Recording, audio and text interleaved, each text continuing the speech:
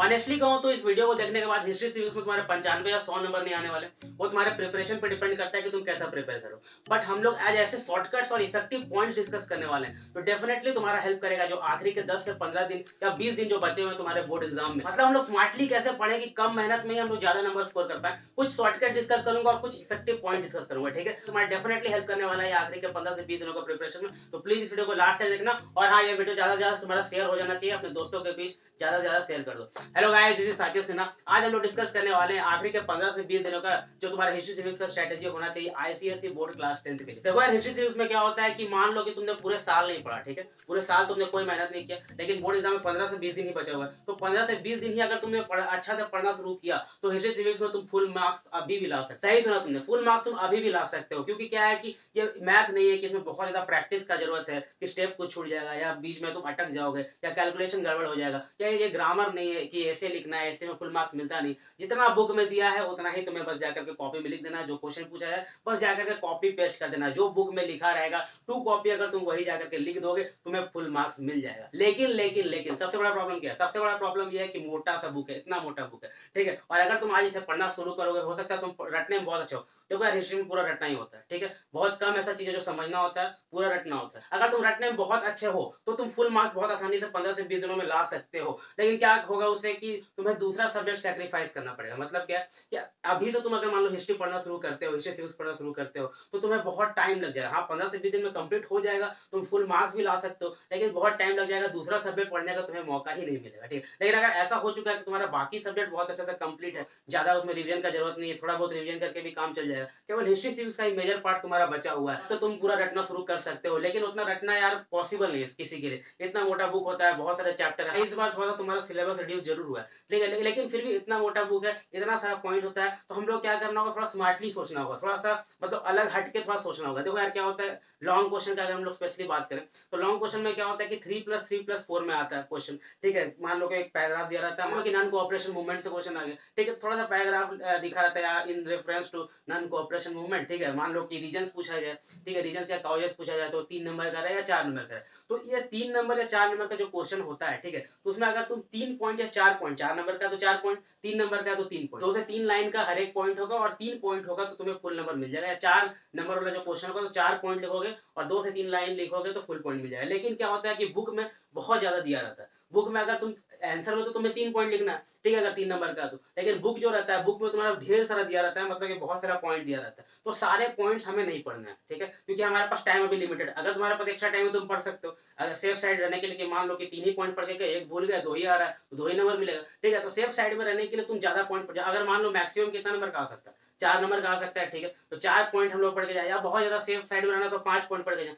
Generally 7-8 point दिया रहता है बुक में, ज्यादा पॉइंट दिया रहता है, तो ज्यादा पढ़ने का हमें जरूरत नहीं है। ठीक है, सबसे पहली बात तो शॉर्टकट हमें यहाँ ढूंढना है। दूसरा हमें शॉर्टकट कहाँ ढूंढना है कि हमें वो सब चैप्टर्स करने हैं पहले जिससे क्वेश्चन आता ही आता है। ठीक है, तो तुम्हारा प्रीवियस ईयर तुम्हें देखना बहुत जरूरी हो गया। जो प्रीवियस 10 ईयर पेपर है तुम्हें देखो, या मैंने भी वीडियो बनाया है, तुम वो वीडियो भी जाकर देख सकते हो इंपॉर्टेंट चैप्टर्स का। जैसे तुम्हारा नेशनल मूवमेंट और क्विट इंडिया मूवमेंट है, ठीक है, नेशनल मूवमेंट और क्विट इंडिया मूवमेंट दोनों को मिला करके जनरली हर साल एक क्वेश्चन आता ही है। जैसे सिविल डिसोबीडियंस मूवमेंट से आ सकता है, ठीक है, गांधीयन प्रिंसिपल पे आ सकता है, या नॉन कोऑपरेशन मूवमेंट पे आ सकता है। मतलब ये फेवरेट टॉपिक है आईसीएससी का, हर बार ये सबसे क्वेश्चन आता है। ठीक है, तुम्हारा सिविक्स में जो है लेजिस्लेचर, राज्यसभा और लोकसभा, ठीक है, जो तुम्हारा लेजिस्लेचर उससे हर साल एक क्वेश्चन आता ही आता है लॉन्ग में। जब प्रीवियस ईयर उल्टोगे ना, जब तुम देखोगे तो तुम्हें पता चलेगा, मतलब तुम पैटर्न समझोगे ना कि इस तरह के क्वेश्चन आ रहे हैं, और उसी तरह के क्वेश्चन अगर तुम लास्ट के 15 से 20 दिन में अगर प्रैक्टिस करोगे तो तुम्हारा ज्यादा नंबर आने के चांसेस बढ़ जाते हैं। हम लोग ऐसा करें कि हम लोग पहले इंपॉर्टेंट चैप्टर्स करें या फिर इंपॉर्टेंट चैप्टर्स पे ज्यादा टाइम दें। मैंने इंपॉर्टेंट चैप्टर्स वाला वीडियो बनाया है, जाकर के जरूर देख लेना। मैंने सभी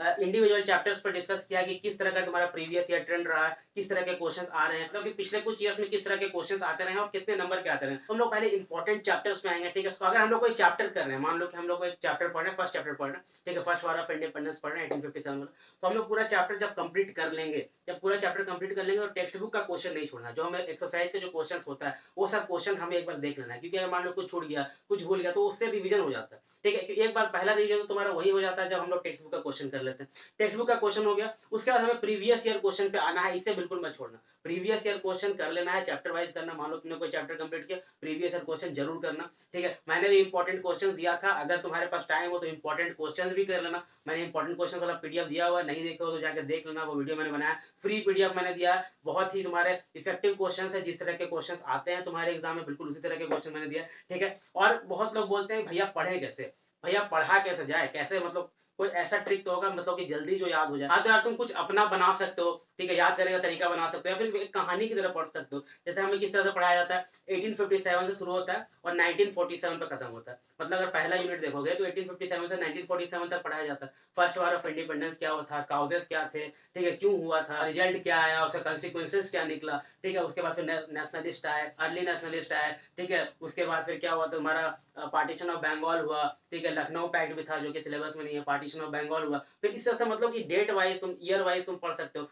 उसी तरह का तुम्हारा चैप्टर भी दिया हुआ है। मुस्लिम लीग का फिर गठन हुआ, ठीक है। मुस्लिम लीग का पूरा चैप्टर नहीं आ रहा है, सिलेबस देख लेना। मुस्लिम लीग का फॉर्मेशन हुआ, उसके बाद तुम्हारा क्या हुआ, गांधीयन एरा शुरू हुआ, non cooperation movement, civil disobedience movement, तो बहुत सारा मूवमेंट हुआ। उसके बाद क्या हुआ तुम्हारा पार्टीशन हुआ, उसके बाद जाके हमें क्या मिला, आजादी मिला। तो इस तरह से तुम्हारा 1857 से 1947 तक मतलब एक सीक्वेंस में अगर तुम याद करोगे तो पूरा अच्छा से याद होगा। अगर तुम छोड़ छोड़ के थोड़ा पढ़ोगे ना, लास्ट में पढ़ोगे फिर शुरू में पढ़ोगे, तो थोड़ा तुम्हें प्रॉब्लम हो सकता है याद करने में। तो याद करने का एक तरीका बता रहा हूँ, ये एक तरीका हो सकता है, जरूरी नहीं है कि सभी पे ये एप्लीकेबल हो, बस मैं एक तरीका बता रहा हूँ कि इस तरह से भी तुम्हारा याद हो सकता है, क्योंकि मैंने इसी तरह से किया था। इसी तरह से तुम्हारा दूसरा यूनिट हो गया, पहले वर्ल्ड वार 1 के बारे में पढ़ाया जाता है, कॉन्सिक्वेंसेस क्या होते हैं, ठीक है, रीजन क्या है, काउजेस क्या है, फिर रिजल्ट क्या होता है। उसी तरह से तुम्हारा फिर वर्ल्ड वार 2 पे आते हैं, फिर यूनाइटेड नेशंस का फॉर्मेशन होता है, ठीक है। तो वो सब पढ़ना होता है, मतलब एक सीक्वेंस में अगर तुम पढ़ोगे, इवेंट्स की तरह तुम पढ़ोगे तो तुम्हारा जल्दी याद होता है, ठीक है। ये तुम्हारा था, तुम्हारा कैसे पढ़ना। अब दूसरा तुम्हारा कब पढ़ना है और कितना पढ़ना है, कब पढ़ना भी इंपॉर्टेंट है। अगर हमें हिस्ट्री में क्या करना होता है, ज्यादातर हमें रटना होता है। तो रटने के लिए क्या होना चाहिए कि हमारा माइंड बिल्कुल उस समय एक्टिव होना चाहिए। तो जब भी तुम पढ़ने बैठ रहे हो, मान लो तुम सुबह उठ के पढ़ते हो, 5 बजे जल्दी उठ के पढ़ते हो,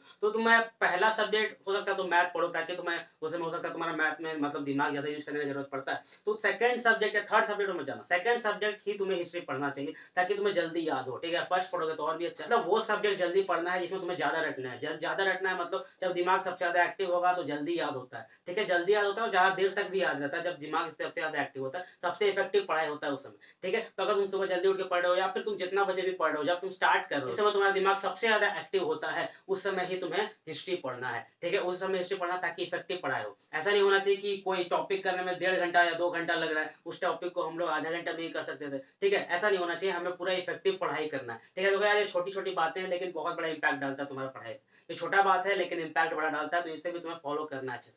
तीसरा बात, कितना घंटा पढ़ना चाहिए, कितना घंटा पढ़े कि 95 आ जाए, कितना घंटे पढ़े कि 100 आ जाए। ये सब मैसेज तुम लोग बहुत करते हो इंस्टाग्राम पे। देखो यार तुम लोग का अपना कैपेबिलिटी है, मैं डिसाइड करके नहीं दे सकता, तुम्हारा अपना टाइम टेबल है। हो सकता है कोई बंदा 2 घंटे पढ़ के ही जल्दी कंप्लीट कर ले रहा है पूरा पोर्शन को, ठीक है, या कोई किसी को 3 घंटा लग रहा है डेली का कंप्लीट करने के लिए। तो ये सबका अपना अपना कैपेबिलिटी होता है, अपना अपना दिमाग है, अपना अपना रटने का पावर है, समझने का पावर होता है, ठीक है। या कोई दूसरा नहीं बता सकता, ठीक है। अगर मैं किसी के लिए बता दूं कि 2 घंटा तुम्हें पढ़ना चाहिए, हो सकता है वो बंदा 2 घंटा पढ़ के 95 ले आए, और हो सकता है दूसरा बंदा हो वो 2 घंटा पढ़ के 80 ही लाए या 70 ही लाए। डेली अभी मान लो तुम्हारा पोर्शन बहुत ज्यादा छूटा हुआ, तो डेली तुम्हें ज्यादा टाइम देने की जरूरत है, ठीक है। ऑन एन एवरेज तुम 2 घंटा दो या 1.5 से 2 घंटा दो कि हिस्ट्री को, अगर तुम्हारा ज्यादा पोर्शन छूटा हुआ है तो तुम्हारा जल्दी कंप्लीट होने का संभावना है। तो ये तुम्हें खुद से डिसाइड करना है कि तुम्हें कितने घंटे पढ़ना है। अब इस वीडियो का सबसे इंपॉर्टेंट पॉइंट क्या है, रिविजन, ठीक है। रिवीजन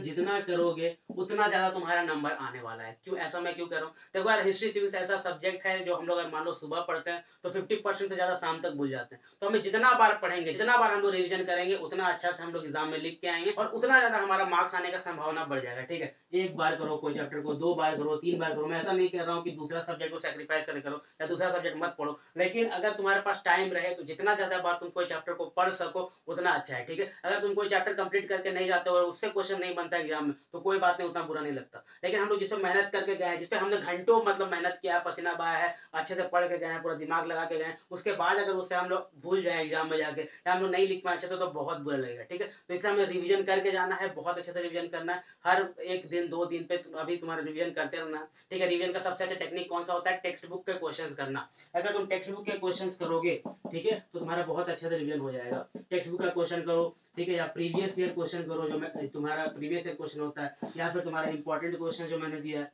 ठीक है, इंपॉर्टेंट क्वेश्चन जो मैंने दिया वो करो, उससे भी तुम्हारा बहुत अच्छा सा रिवीजन हो जाएगा। तो रिवीजन तुम्हारा सबसे ज्यादा अभी इंपॉर्टेंट है, ठीक है। तो ये तुम्हारे कुछ पॉइंट्स थे, शॉर्टकट पॉइंट मैंने बताया, कुछ इफेक्टिव पॉइंट मैंने बताया। अगर कुछ छूट गया हो तो कमेंट करके बताना कि हाँ ये पॉइंट भी होना चाहिए। तुम्हारा कितना पोर्शन छूटा हुआ है, कितना बाकी है, कितना तुमने अभी तक प्रिपेयर कर लिया है, कमेंट में मुझे जरूर बताना हिस्ट्री सीरीज के बारे में, ठीक है। तो अगर और भी तुम्हें कोई प्रॉब्लम हो या सजेशन हो तो मुझे इंस्टाग्राम पे डायरेक्ट मैसेज भी कर सकते हो। अभी से लेकर के एग्जाम तक मैं तुम्हारे साथ हूँ। अगर तुम्हें कोई भी प्रॉब्लम हो तो बेझिझक मुझसे पूछ सकते हो, मैं जरूर कोशिश करूंगा तुम्हारे प्रॉब्लम सॉल्व करने का। और तो कुछ नहीं कहना, ठीक है। जाओ पढ़ो और ये सब पॉइंट्स को फॉलो करो।